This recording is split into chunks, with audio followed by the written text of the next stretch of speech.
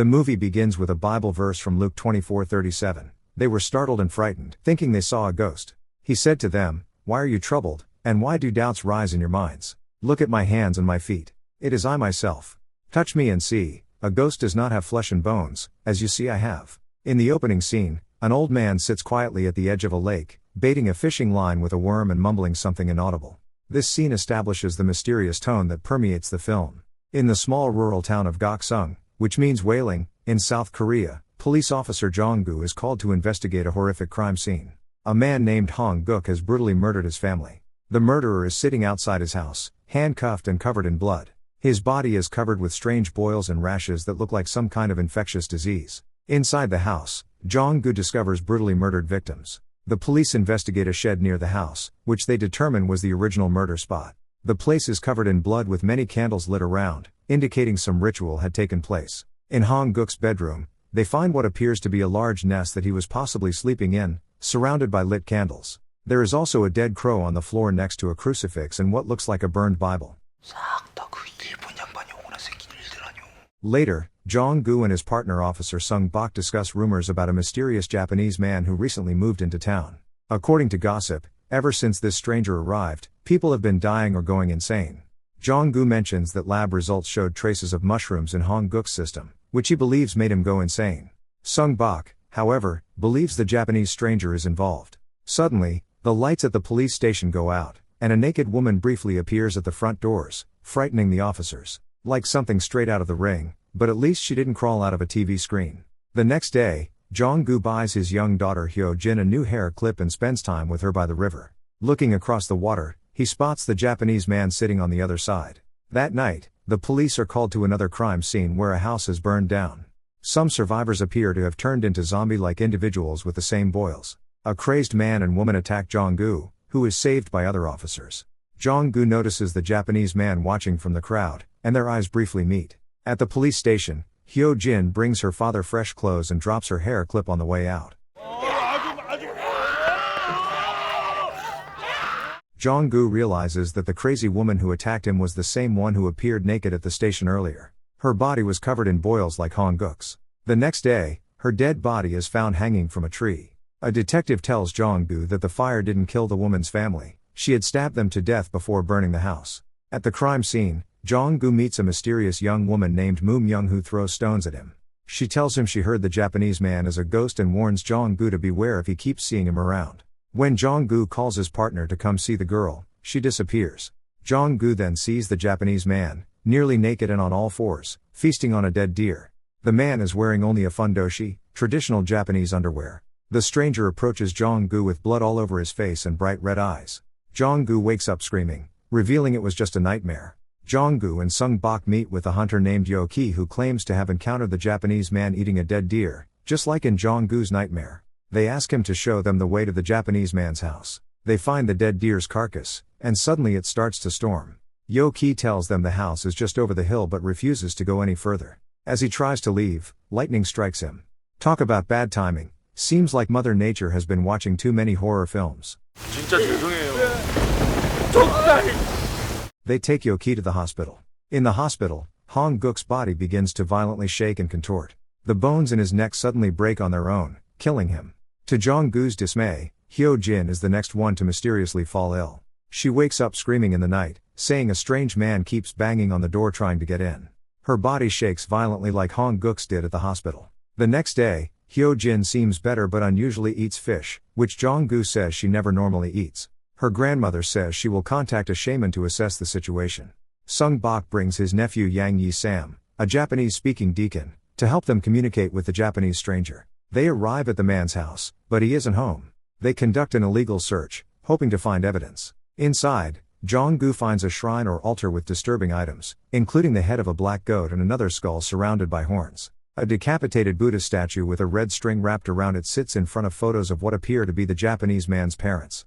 Meanwhile, Sung-bok discovers a hidden room filled with photographs of Goksung's dead citizens, showing people before and after their deaths, as well as pictures of those still alive. Personal belongings of some residents, like a watch, a necklace, and strands of hair, are also found. Yi-sam, who was supposed to keep watch, is suddenly attacked by the man's guard dog. The Japanese stranger returns home, calms the dog, and enters the house silently, looking intimidating. Sung-bak reveals that among the Japanese man's possessions was one of Hyo-jin's shoes. Jong-goo confronts his daughter and asks how the man got her shoe. She admits to having met the stranger but avoids giving details and instead yells at her father. That night, Jong-goo searches through Hyo-jin's things and finds disturbing drawings in her notebook, including one that appears to be the devil reaching out for something, surrounded by crucifixes. While examining her body, he discovers she has the same boils as previous victims. Hyo-jin wakes up and yells at him. Desperate for a cure, Jong-goo returns to the stranger's house with Yi-sam and finds that he's burned all the incriminating pictures and belongings. Jong-goo destroys the man's shrine and kills his dog with a pickaxe, giving the stranger 3 days to leave town or face the same fate. The Japanese man shows no emotional response to these events. The next day, a black goat is gutted and hung in front of Jong-goo's house. He wakes to his family's screams but is somehow immobilized and unable to get up. When they return home from the doctor, they find that Hyo-jin has stabbed her babysitter with scissors. A shaman named Il-gwang arrives, looking stylish. He discovers a dead crow planted inside a jar and says they are dealing with a truly wicked spirit. He performs a colorful, loud ritual that elicits a powerful response from Hyo-jin and eventually puts her to sleep. Il-gwang tells Jong-goo that the Japanese stranger is actually an evil ghost or demon. When Jong-goo asks why his innocent daughter was chosen, the shaman replies that demons simply cast out bait, and his daughter took it. Meanwhile, the police are called to the house of a man named Park Chun-bae, where several family members are found dead inside a well. The front of the house looks eerily similar to Jong-goo's, as if a ritual had just taken place. Park Chun-bae's body is discovered by the Japanese stranger inside a work truck in the woods. He appears to be in the later stages of possession, lifeless, covered in boils, and having murdered his entire family. Both the Japanese stranger and the shaman prepare for their respective rituals. The stranger prays underneath a waterfall with Moo-myung watching from afar. Il-gwang conducts what he calls a death hex meant to drive the evil spirit out of Hyo-jin's body. He warns Jong-goo not to interfere with the ritual. The two rituals seem to happen simultaneously. The shaman's ritual starts loud and extravagant, while the stranger's begins with the slow beating of a drum. Eventually, the tempos sync up. The Japanese man has a photo of Park Chun-bae on his altar, and his ritual seems to be bringing Chun-bae back to life. Il-gwang chops down a totem and begins piercing it with metal stakes, which seems to put Hyo-jin in excruciating pain with each blow. It also appears to be hurting the Japanese man, who falls to the ground crying in pain and attempts to crawl away. As the ritual progresses, Hyo-jin's body begins to violently contort. She begs Jong-goo to make it stop, and despite the shaman's instructions not to interfere, Jong-goo interrupts the ritual. The Japanese man wakes up shivering and afraid, and Moo-myung appears before him. Hyo-jin is rushed to the hospital and falls into a coma. Jong-goo and Yi-sam consult the father of the local church, who dismisses their claims about the Japanese man being evil, saying those are merely rumors that can't be proven unless you've seen them with your own eyes. Jong-goo decides to kill the Japanese man and enlists the help of his friends. They find Park Chun-bae's truck, but he's no longer inside. Following his trail back to his house, they encounter Chun-bae, now a flesh-eating zombie. Jong-goo and his friends are brutally attacked. Just like Hong-guk at the hospital, Chun-bae's bones suddenly break from within, killing him. Jong-goo notices the Japanese man hiding in the trees, watching everything. They chase him through the forest. The old man reaches the edge of a cliff with nowhere to go. Jong-goo and his friends arrive but find no one there. Jong-goo breaks down in tears, desperate to save Hyo-jin. The Japanese man is barely hanging onto the edge of the cliff. He falls to the ground but remains unnoticed. As the group walks away, the Japanese man suddenly bursts into tears, the first emotion he has displayed. He sees Moo-myung looking at him from a distance and begins running after her. As Jong-goo drives away, the Japanese man suddenly falls from the mountainside and is struck by Jong-goo's truck. Jong-goo and his friends throw the body over the mountain as Moo-myung watches from above. Il-gwang announces that the evil spirit possessing Hyo-jin has been defeated. Jong-goo rushes to the hospital to find his daughter apparently back to normal. A newscast reports that a suspect has been arrested in connection with the mushroom tonic case that police believe has been causing people to go insane. Yi-sam, now recovering in the hospital from his injuries, is haunted by visions of the Japanese man and everything he witnessed. He learns that Sung-bak has now gone insane and brutally murdered his landlady.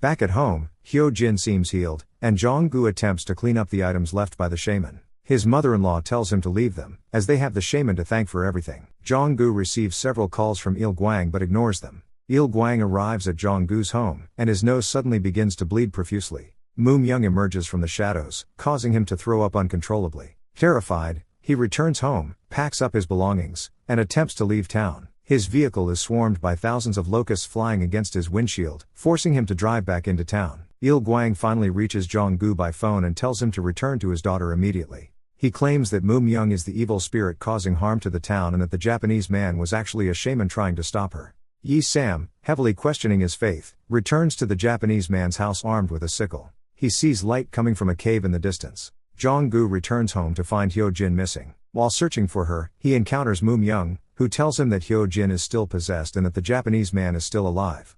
She says he is a demon whom death cannot touch. The woman explains that she has set a trap to catch the demon.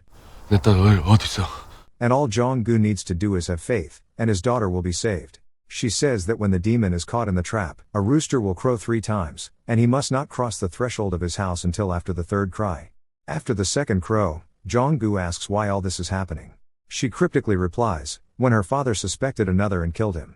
Moo-myung grabs him by the arm, asking him not to go. Her skin now appears gray and colorless. Jong-goo notices his daughter's hair clip on the floor behind the woman. He also realizes she's wearing the sweater of the infected woman and Park Chun-bae's jacket. This convinces him that the woman is responsible for everything, and he rushes home, crossing the threshold. This causes the flowers placed on his gate by the woman to wither. In the cave, Yi-sam comes face to face with the very much alive Japanese man. Yi-sam believes the man to be the devil himself. The Japanese man says, "Touch me and see," echoing the Bible verse from the beginning. He then reveals his true form as a demon and takes a picture of the stunned and terrified deacon. Jong-goo returns home to find his wife and mother-in-law brutally murdered. Hyo-jin is standing across from him, clearly possessed. Jong-goo calls out to her several times with no response. Having failed to protect and save Hyo-jin, Moo-myung sits outside in silence, listening to Jong-goo's wails of agony. Rain falls again on Goksung as Il-gwang drives up to Jong-goo's residence. He finds a mindless Hyo-jin sitting in front of her house, similar to Hong-guk at the beginning of the film. Il-gwang enters the house and takes pictures of the dead wife and mother-in-law, as well as a mortally wounded Jong-goo, who was presumably stabbed by Hyo-jin. The shaman opens the trunk of his car and drops a box revealing the pictures of citizens from the Japanese stranger's house, proving that Moo-myung was right all along and that the shaman was working with the demon the entire time. In the film's final scene, Jong-goo, with his dying breath, tells Hyo-jin that everything will be okay because he is a policeman. We see a sweet memory of happiness between him and Hyo-jin before the life fades from his eyes. The Japanese man in the film most closely resembles the crow Tengu, a supernatural yokai from Japanese folklore. Tengus have long been known in Buddhism as evil beings who love to cause chaos and mischief. They have been known to possess people and disguise themselves as Buddhist monks. Several crows are seen throughout the film. The first crow appears in Hong-guk's bedroom right in front of what appears to be a huge bird's nest. The crows are like emissaries for the demon. One crashes on top of Hyo-jin's bedroom right after she gets sick and is probably the same crow the shaman found in the jar of soy sauce. While searching through the Japanese man's house, Jong-goo also finds a book relating to birds. The Japanese man was possibly a Buddhist shaman that was possessed by the crow Tengu at some point before coming to Goksung. In the Japanese man's house, there are several items which provide proof of his humanity before his possession. There's an altar dedicated to his parents as well as the decapitated statue of the Buddha. The statue was possibly decapitated by the Tengu and wrapped in a red string as a form of disrespect and to seal its power. Throughout the film, the Japanese man shows zero signs of human emotion when possessed by the Tengu. The only times he shows emotions are when the Tengu temporarily leaves his body after the ritual. Il-gwang, the shaman, is working alongside the demon. None of the citizens notice that the shaman possibly appeared at the same time as the Japanese man. Since they already held prejudice toward the Japanese man, it was easy to associate all the terrible things happening to him. The Japanese man himself serves as bait. The mysterious Japanese stranger arrives in town, and people begin to get sick and possessed. The Korean shaman, Il-gwang, reels them in with a false ritual that is actually meant to fully complete the demonic possession. One of the early rumors was that the Japanese stranger sexually assaulted the woman whose house burned down, hinting that the disease might be initially spread through sexual contact. The possession process seems to follow a pattern. The disease is initially spread through sexual contact, the demon takes possession of a personal item, an individual becomes possessed, the shaman is contacted and performs the ritual, which actually completes the possession and causes the possessed to commit murder. The only person to become possessed who didn't seem to follow these steps was Sung-bok. However, both he and Yi-sam were possibly personally targeted by the demon for their involvement in disturbing his home with Jong-goo. Hyo-jin herself was possibly sexually assaulted by the demon. The Japanese man takes interest in Hyo-jin when he sees her spending time with her father across the river. While walking home alone after dropping the hair clip at the police station, she likely met the Japanese man who assaulted her and took her shoe. When hired by Jong-goo to exorcise the demon from Hyo-jin, Il-gwang is actually performing a ritual to fully complete her demonic possession. He chops down what appears to be a Goksung, a village guardian totem, and begins piercing it with metal stakes. This causes Hyo-jin excruciating pain and removes any protection she has, making her body fully vulnerable for the demon to possess her. Director Na Hong-jin purposely shows the two rituals, Il-gwang's and the Japanese man's, in a way that leads the audience to believe they are happening simultaneously. This is meant to trick the audience into thinking that Il-gwang is casting out the demon from Hyo-jin and causing harm to the Japanese man. However, it was actually Moo-myung causing him pain and casting out the tengu from the Japanese man. The Japanese man, Il-gwang, and Moo-myung are all wearing white robes, which is meant to confuse the audience as to who is truly good and who is evil. After being pursued by Jong-goo and his friends, the Japanese man, no longer possessed, notices Moo-myung looking at him from afar and begins running after her, possibly seeking help that she does not want to provide. Being the guardian protector for the town, she has a specific way of helping and never gets directly involved. Also, being that the Japanese man is a stranger, she may not be allowed to help him. The Japanese man somehow falls right into Jong-goo's truck and is killed. This is the moment that Jong-goo commits a sin and further complicates things for Moo-myung, who is trying to protect his family. It's unclear how the Japanese man fell off the side of the mountain. He might have tripped and fallen due to supernatural involvement by the tengu. This was the trap set by the demon for Jong-goo to commit a sin. Jong-goo is given one last opportunity by Moo-myung to save his family. This is essentially a final showdown between the guardian and the demon who have been fighting for control over Jong-goo's family. Jong-goo's faith is being tested one last time. However, he allows his emotions to motivate his decision and is easily manipulated by Il-gwang's final phone call. Jong-goo sees his daughter's hair clip and realizes that Moo-myung has been wearing the belongings of some of the residents. He immediately jumps to the conclusion that she is evil, ignoring the fact that the Japanese man was also in possession of items belonging to the residents, including his daughter's shoe. The demon used their belongings to possess the residents, while Moo-myung was using them to protect them. In this moment, Jong-goo loses faith in Moo-myung, which is reflected in the grayness of her skin. He ignores her pleas and breaks the trap she laid out for the demon by crossing the threshold into his house. It is ultimately Jong-goo's doubt and lack of faith throughout the film that leads to his and his family's demise. Il-gwang, the shaman, appears to be human and willingly helping the demon the entire time. He is very extravagant and always displays some kind of human emotion. It's possible that he made a deal with the tengu to help terrorize the village in exchange for fame and wealth. He amasses a large amount of wealth from the citizens who pay for his rituals. Il-gwang dresses lavishly and doesn't act like a typical humble Buddhist shaman. In a deleted scene that takes place after the end of the film, the Japanese man is seen sitting at a bus stop on an empty road. He tries to lure a little girl across the road with candy, but she is pulled back by her mother. The old man sitting next to her stares intensely at the stranger and possibly knows something is off about him. Il-gwang then shows up in his car and picks up the Japanese man. Moo-myung watches in despair as the two drive off. She failed to protect her village from their evil and, being the village guardian, is unable to give chase.